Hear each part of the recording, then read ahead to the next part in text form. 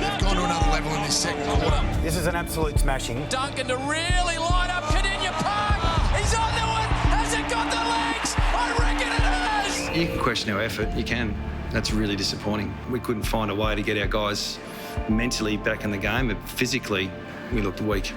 Yes, it was pretty dismal scenes at the Cattery over the weekend, and if suffering your worst loss since '09 and losing your four-time All-Australian and current captain wasn't enough, hang about. We've gone from the state-of-the-art studio at Lathlane to the very modest dwellings of my living room. And we're proudly sponsored by Steak. So how's their timing? Horrendous. You've gone from a cat's belting to my co-host being in another suburb off like a little dongle internet Wi-Fi. Terrible. If Eagle Review were a stock, it'd be plummeting pretty hard right now. But it is good to have them on board. You can trade over 4,000 US stocks with $0 brokerage. Download the Stake app from the App Store today. Tyson Beattie, I'm coming in from the dial-up internet from my home, and I must say you're looking better than ever. How you going? Oh, I'm very well, Thumper. And look, we can't come into the club this week. That's just the reality of it. We're all working from home until Saturday morning when the masks are lifted and we can get back and around everybody. But look, we're going to do a quick review here of the Cats. We don't want to dwell too much on what happened last Saturday afternoon at the Cattery. But then we're going to look ahead to this weekend's RAC Derby. So I don't know where you want to start with this game because the first quarter was actually pretty good. It was a cracking contest. We were winning contested ball. It all seemed to be humming along, Thumper. What happened? Oh, it's in good areas. I mean, Kelly's first delivery into the forward 50. Have a look at what Geelong have done. They've sent a man back to cover the space. Tim Kelly's gone, no, I'll still thread that needle. Vards takes a good grab, converts. All the Eagles fans are thinking, here we go.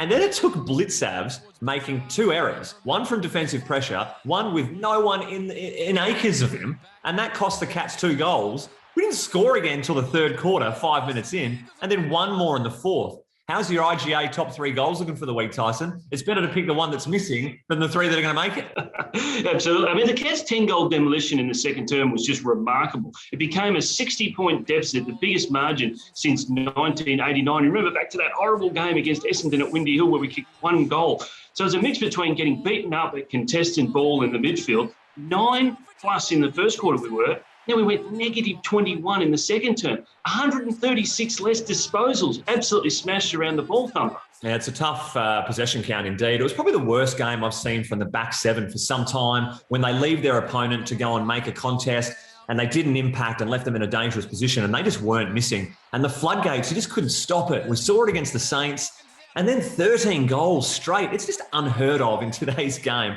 But you've got to reflect. I mean, the last 2 years, you finished 5th off percentage, losing in that facet. I mean, it was massive, but it wasn't even the biggest fallout. Losing Gov it's terrible news. Oh, terrible. An adductor strain. So this is just awful because now we've lost 3 of our 4 in the leadership group, our stand-in captain. That leaves Nick Nat, the only leader left. And if you look at the way Jeremy McGovern was playing as well, I mean, he was just soaring in the last few weeks. High flyer player index, Thumper. This is something that's been created by State. And this is an algorithm which calculates a player's performance tracking much like the stock market. And Jeremy McGovern, he was the one we've been watching in the last few weeks. He's been soaring faster than an eco-friendly dairy farm in Switzerland, Thumper. But he's suddenly injured and now his stock's off the market. It's cancelled. You can't purchase it anymore. Yeah, it's going to be interesting how they go about replacing him. You've got Harry Edwards, if you want to go a bit of height. He's just played the one game, of course, KO'd by Brad Shepard in his second. Probably doesn't remember a lot of it. You got Luke Foley, who's in good form in the waffle, but again, just the one game under his belt. Do you send Oscar Allen back there? He's been in good form up forward. Do you want to tinker with it? You might have to. Or it could just be a straight swap for the premiership skipper, and that would be his 291st club record-breaking game against the Dockers. Not a bad effort from the young boy from Angaston, South Australia. And Thumper, if it's not bad enough that we lost to the Cats, I've got my own cat just driving me nuts here. Super embarrassing. I hate to say I'm a bit of a cat man around the house, but a West Coast man in real life. Now, Thumper, I've got a lot of man love for Bunga. He's a ripping bloke. I'd love just a little bit of his ounce of manliness because he's probably the most masculine fella in the world, probably why he wouldn't have a cat, and I do. But what a career he's had. Dual All-Australian, captain, premiership captain, 3-time Glendenning medalist. Could he get a 4th this weekend? Maybe. Tell you what, he's coming back just when we need him. Another one we need, that's coming back, possibly, JK. And did you know the loss to the Cats was just the second game in 13 years? Both JK and Bunga haven't pulled on the boots for West Coast. It's a terrible omen, and get your own stats TV, that Swamp Thing written all over it. You're hopeful JK returns this weekend. Will certainly help with a bit of leadership out there. Cripper's got his sore ribs, hoping he pulls up. It was awesome to see him putting his body on the line, despite what the scoreboard was telling against the Cats. You can't ever question his toughness. Jack Petricelli still haven't been able to lock down that small forward role over the year. They've been basically playing the hot hand, and none were in better form than Petch before going down with his hammy against the Saints. Gee, you're lucky Tommy Cole isn't joining the list of onlookers. Again, another head knock, 2 weeks in a row. Fans were in disbelief going, oh, not Tommy again. Poor old Tommy Cole. Fortunately, he did get to his feet and got a kick a few seconds later. Now, Stephen, it's time to turn our attention to RAC Derby number 52. And it's a 10-game consecutive winning streak for West Coast, a record in the series. And here's one for you, Thumper. Adam Simpson is now the most successful coach in the series. He lost his first 3, but he won the next 10, which puts him past Mickey Malthouse as the most successful coach. That's not a Sir Swamp Thing stat. I actually found that one out. But Freo are coming, and we are coming off a 97-point loss to Geelong. Sorry, I'm just trying to come to terms with cats flying across your screen. If you recall back to 2000, Tyson, back when I was still collecting 30 and 3 at the beloved Hale School PSA competition, West Coast have lost by 81 points against the Cats. Yeah, no problem, in round 5. Then next week, slaughtered the Dockers by 117. Oh, maybe that's some good omens looking forward.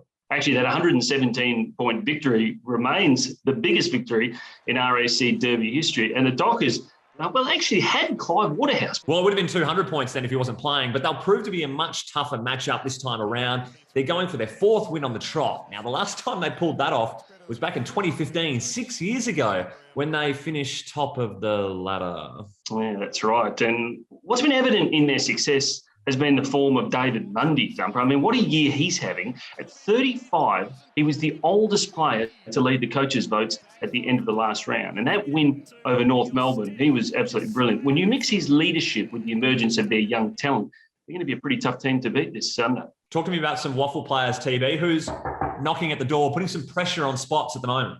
Well, Mark Hutchings is one. Obviously, we talked about Mundy. Fife is a dual Brownlow medalist. So Hutch is there collecting 21 disposals and 5 tackles in the waffle against Swan Districts. They didn't play last weekend because of the COVID situation. We're last in the AFL in tackle count at the moment. So a bit of Hutchie grunt could be what the doctor orders, Thumper. Luke Edwards is also really good, but he's coming along okay, but it's probably a little bit too soon and maybe a bit more time required for his first game, you might think. All right, quick pick for the medal, TB. I'm going to lock in Oscar Allen. He's number 1 in the AFL at contested marks, number 2 at marks inside forward 50 for the comp. 50% of the time, West Coast go to him. I think if JK comes back, he'll take some of the attention away and they'll continue to exploit that third defender for the Fremantle Dockers. Who you got? Oh, stats are fancy, aren't they, Thumper? But I would prefer to go for Nick Natanui. Never won a Glendenning Allen medal before in his career. And I think if he has a massive impact, I think that's the area we can exploit Fremantle in. And I'd like to see him get the medal on Sunday. Remember, he's one of those only leaders left in the leadership group, so he needs to step up. Now, Derby roast time, TB. You want to throw a few under the bus in this moment? Oh, there's been some great moments in Derby history, haven't there? How about a couple of roasts for it, though? Because some of these issues some of these things that we've seen in the past are pretty hilarious. Hayden Ballantyne, great effort on goal, but celebrating before it going through, I would roast that one. What about the Dockers fans booing Chris Judd? That's probably a roast as well. Masto for the chompers on Nick Subin. Oh, you're going to sneak that one in there. Well done. What have you got? Oh, the Demolition Derby is up there because not necessarily the fights and the punches that we hit. It was more the ones that were thrown and missed. I think the success rate, the strike rate was probably at 20%. What would you think? Some terrible jumper punches in that fight. But what have you got for the roast of all time? Oh, look, it's hard to go past the great man, Michael Braun, when he just had an absolute brain melt on stage and forgot about this one. All the best to all the boys and let's have a good year. Tell me I didn't hear that. Ironically, Michael Braun will actually be voting for the Glendenning Allen medalist on the weekend. So good on you, Brawny, as a member of the media.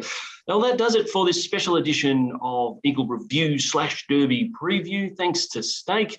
Everything hopefully will be back to normal and back in the studio and us looking a lot better back then as well. Hopefully we're presenting after a big RAC Derby victory. See you then.